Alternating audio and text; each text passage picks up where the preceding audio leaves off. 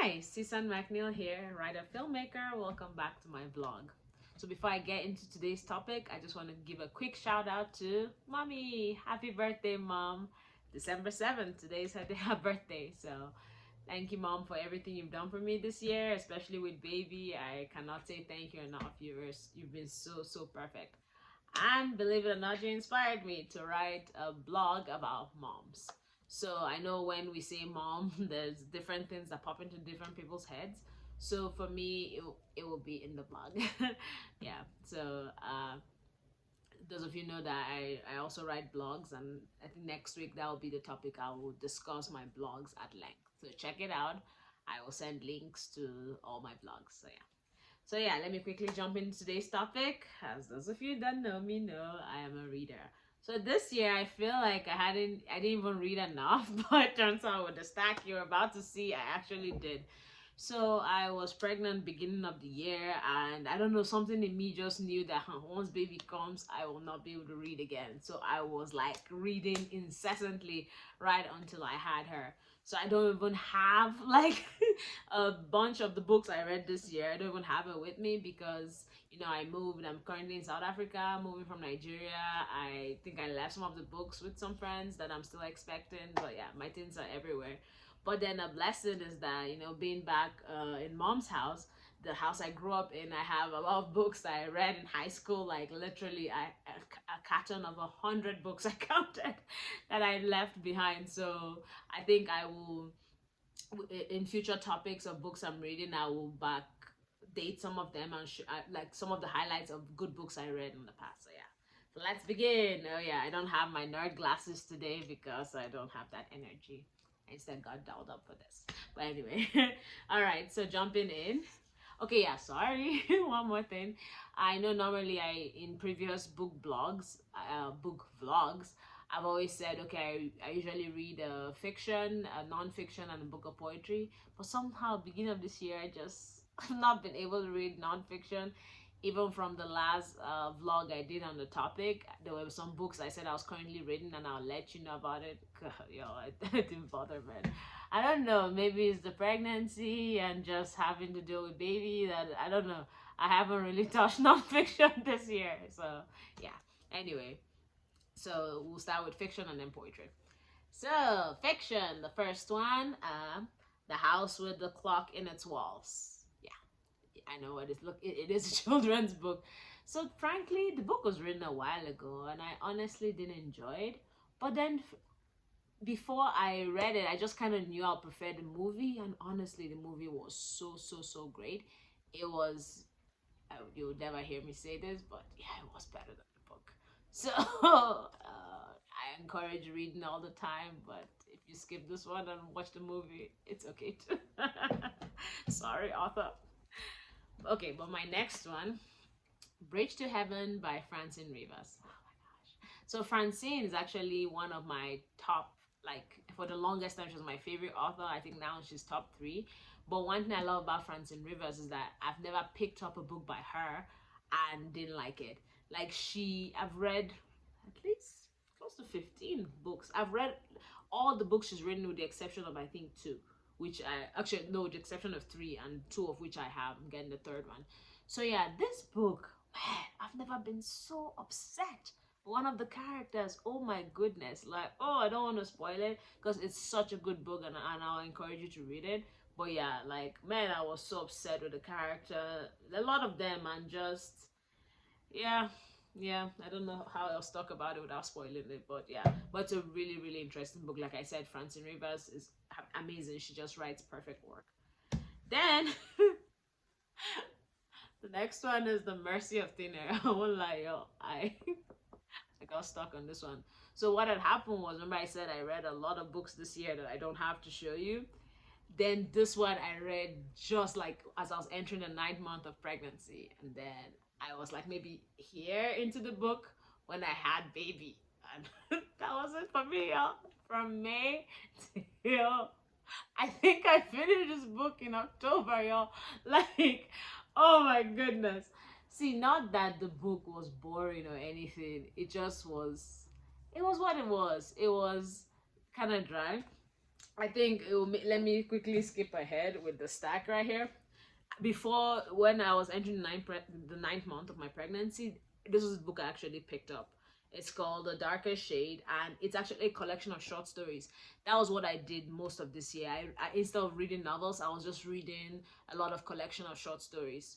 So this book, right, is, as the title implies, it's actually horror stories, like really, really, not even horror like oh scary, just dark things. Like there was a story, the first story is about this girl that she and her friends go to the river, and like they're having a camp thingy, and she's in a dark place, and we're wondering what's going on, and then we discover later she like buried her friend years ago there. Her friend, like, whether she committed suicide, okay, yeah, the friend got they were playing in the water, and then the friend gets dragged under, and then instead of her telling everybody that oh this my friend is drowned, oh let's save her, she now buries the girl's clothes. I don't remember exactly why, but then like the ghost is like hunting her and everything, and it was, yeah, it was a pretty dark story. And then it's kind of stories that like make you think, and you're like wondering, why am I reading this? And so I told my brother, and he's like, dude, you're about to have a baby, don't even put any darkness in your mind, drop this book and don't pick it up anytime soon. So I decided to take his advice. I was like, okay, yeah, this is, it's exciting, but it's really, really dark stuff. I decided, okay, this is too much for now. Let me just, I'm about to have a baby. Let me just, positive light. Let me not read anything that will stress me. So yeah, that was what this was. It was just a very simple story about this couple living in a house that was haunted by the friendliest ghost you ever made.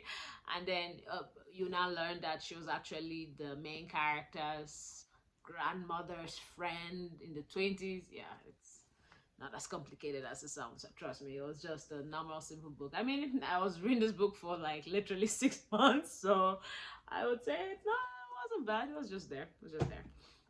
Then backdating, like I said, I've been back in mom's house and I'm going through my old stuff. So I found this. I read this in high school. Random Acts of Heroic Love. I'm actually considering reading the book again. Normally, I seldom, almost never read a book twice, because my theory is, why read a book twice when you can read two books? There's millions of books out there, and I want to read as many as I can before I die of old age. So, so yeah, but I just remember this book being the sweetest, deepest book ever. It was about a guy who lost the love of his life, and he could not let it go, and he like tried everything he could to find her. He believed that no, he will find her. She's not gone, gone. I will find her. And he goes on this long spiritual journey, and then instead ends up reconnecting with his father, who also had a history, because the book goes back and forth between the past and the present, and it's talking about this boy, but you don't know how it relates to the current story of the guy and his girlfriend. Then you now discover the little boy was his dad, and oh, it was really, really, really, really sweet. I just remember I really liked it. I would like to read it again.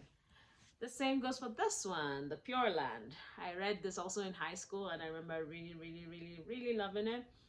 It's based in Japan, and an American goes to live in Japan, and I don't know about you, but I love Japanese culture. Absolutely. Like, I love everything Japanese, anime, manga, like their soap operas you get. Oh, their food. Oof. Yeah.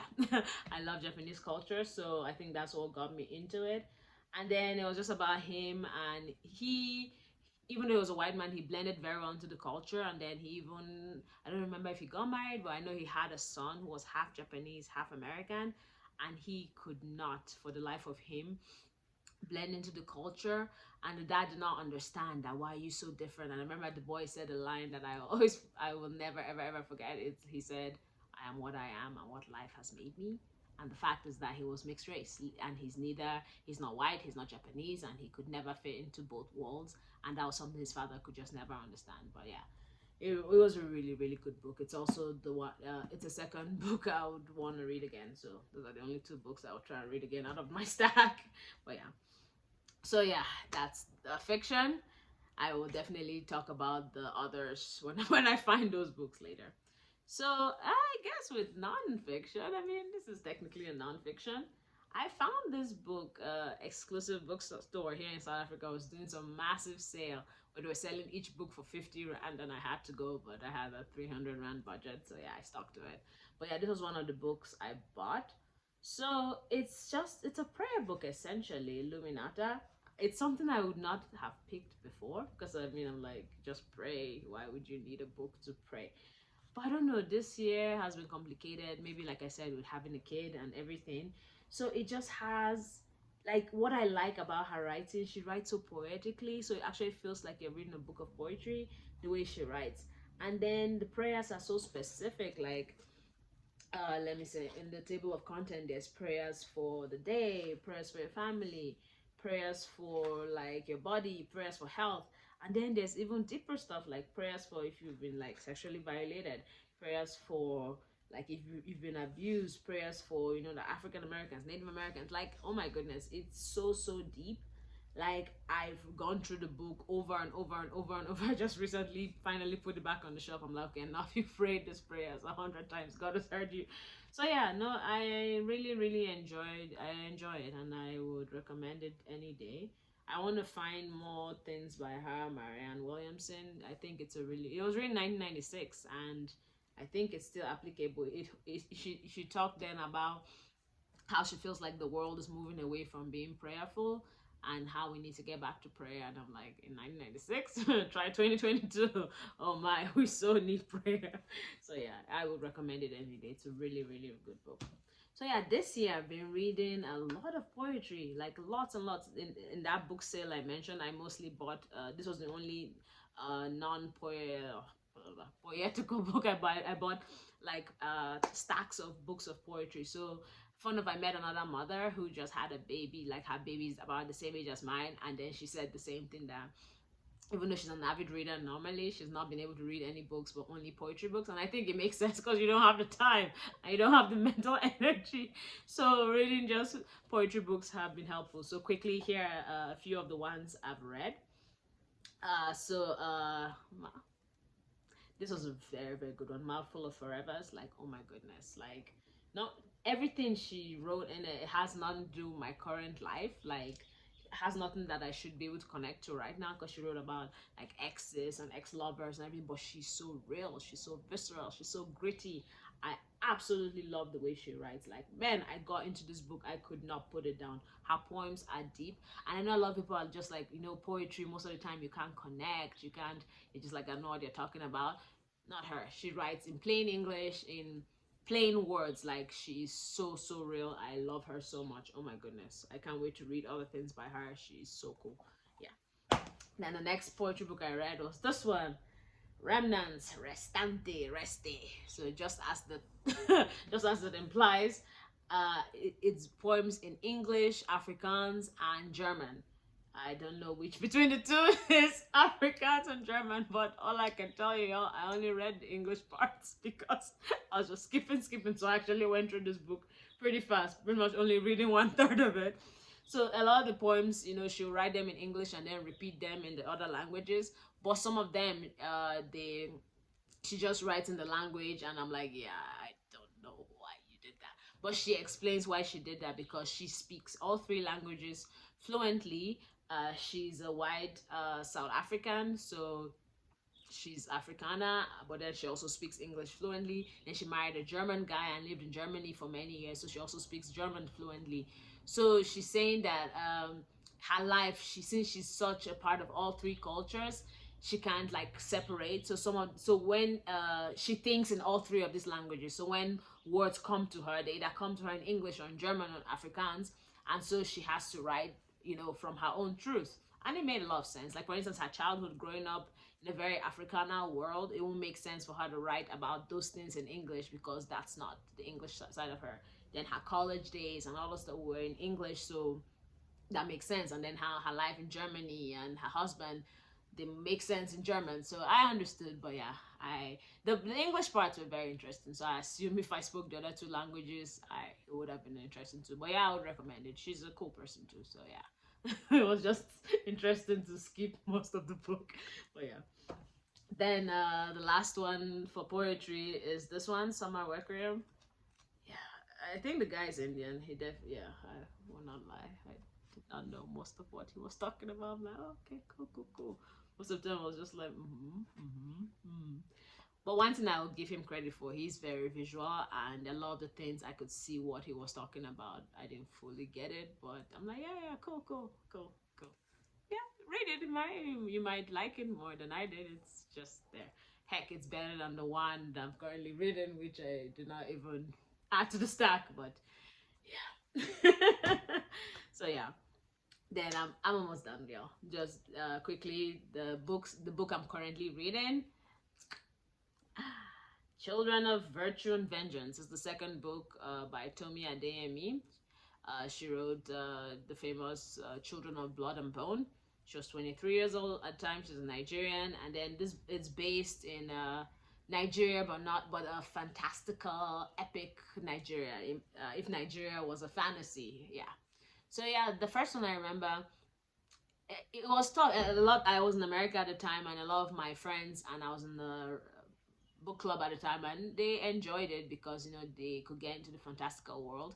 It was weird for me because I grew up in Nigeria. I know Nigeria intimately, so it's hard to see the country, especially when it's talking about places like, for instance, she'll say, "Oh, the rivers of Sokoto," and I'm like, Sokoto is a desert. There's like no river there, so I'll have to like force myself to get into the world, or like Lagos, this magical place, and people have magic, and I'm like, no, Lagos is a Russian place with traffic and heat. So yeah, I guess for me, suspending disbelief was the hardest part of reading this book. So yeah, I just started the second one, and yeah. Oh, I won't lie. I had to finally realize I read the first one in 2017, so a lot of time has passed. So I knew the main characters' names, but then I'm like, I've forgotten the other details. I literally had to go online and read like a detailed summary of the first book. I'm like, oh, okay, yeah, that's what happened. That's what happened. So yeah, but I mean, the book is making waves. They're currently making the movies, so I would recommend it. She's really cool. I mean, I'm proud of her. Someone from my country, and she literally became a mega superstar. Releasing once the book came out, it exploded, and I'm very proud of her. So, yeah, Tomi Adeyemi, I would recommend her work. Lastly, the next book I'm gonna read, The Mummy by Anne Rice. Only God knows when I'll get to this book. It actually belongs to a friend, and I borrowed it, and I said, oh, I would be done maybe I borrowed this last month, and I was like, I'll be done by January. Yeah, I probably won't be done because I mean, look at this book that I bought last month. Look at only where I'm at. So they probably won't get this book till like May or June. But yeah, anyway. And Rice, I mean, she's one of literally my top three too. I love her so much. I've read a lot of her work. She wrote the Interview with the Vampire. If you've watched it, if you've watched the movie, and I've read the book, and then it's a 9-book series. I think I'm on number 3. Yeah, but yeah, I always love her stuff. Yeah, so she's an interesting one, and I can't wait to get into this. I know, because just like Francine Rivers, she almost doesn't write anything bad. Like all the books of hers I've picked up, I really enjoyed it. So yeah, I would recommend it. I haven't read it yet, but I mean, it's the Mummy, so it will be very interesting. Yeah. So yeah, those are the books I'm reading and I've read, and I hope it meant something to someone. I know this era we're all like, oh, we don't really read, but yeah, no, try and get into reading. It's actually really, really good for you. So yeah, I'll plug in, my next vlog, which will be about the blogs I'm writing. For those of you that know, I've talked about it 100 times. I write blogs too. So I will give highlights of those blogs, and I will put the link in my bio or on the page right here if what is this, YouTube will let me, because I blog on WordPress, and for some reason Facebook and Instagram, I guess they're beefing with WordPress. They don't let you post on it. So I literally have the blogs on I created a separate Facebook page which I'll plug in, and it's called The Last Dinosaur, and that's where I post my blogs on. So please check it out, and it's good stuff. I mean, I wrote them not to toot my own horn, but yeah, I would say just check it out and let me know what you think. Thanks for being with me. I hope you enjoyed this vlog. Let me know what you think in the comments below, and please like and subscribe. I'm trying to raise my following, so help me achieve that dream. Thank you, y'all. I'll see you in the next vlog. Bye.